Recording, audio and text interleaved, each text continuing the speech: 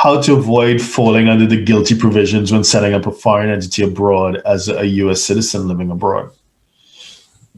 So this obviously applies to U.S. exposed persons, which, as we mentioned in the slides, are those that have arguably the most complex tax situation to contend with.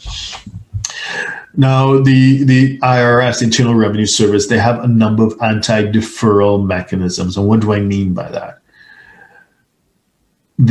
For many business owners, the holy grail is the ability to run a business overseas, not pay any taxes, and have the ability to reinvest the profits.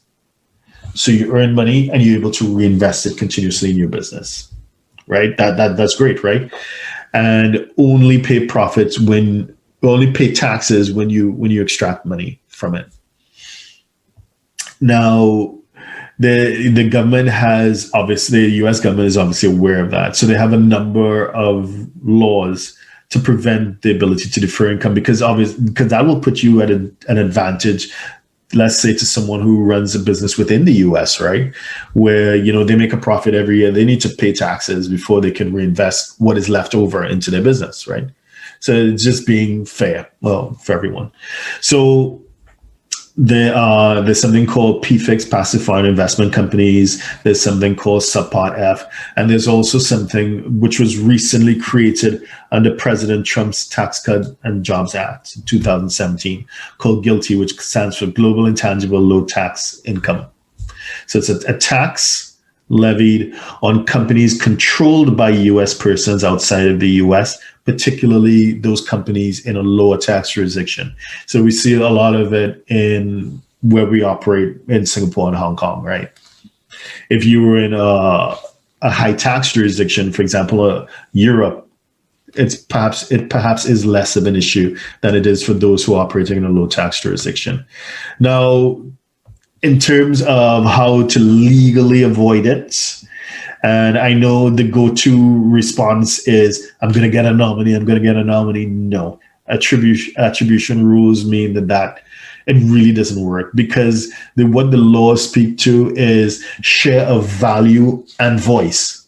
Value being shareholding, but voice. So even though you may not be on paper the controlling shareholder, and this is a big deal for people who operate in Bali, in Indonesia, or in Dubai, where you're legally required to, if you're having an onshore Emirati company, you need an Emirati. So you must have a nominee. But once you have that controlling voice, you are controlling the company, and it falls under GILTI. So that's the anti-deferral. You're going to be paying tax on money even though you have not extracted it from the company.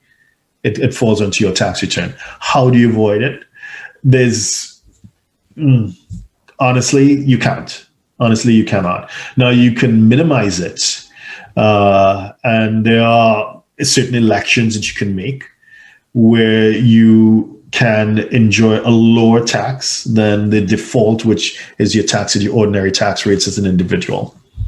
So there are ways of minimizing it, but to legally avoid it means you're going to take on a partner who is a real partner, not a partner on paper, but a partner who is actively engaged in running this business with you. So, yeah, I mean, there are people online who do whatever they do, but we are goody two shoes. We follow the law, and legally, there's no shortcut, there's no hack to avoiding this other than doing it the right way.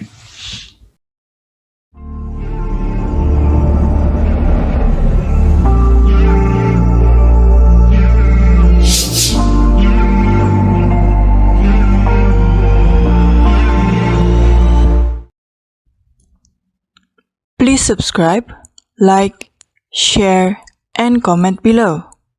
Our books and upcoming events are available at htj.tax.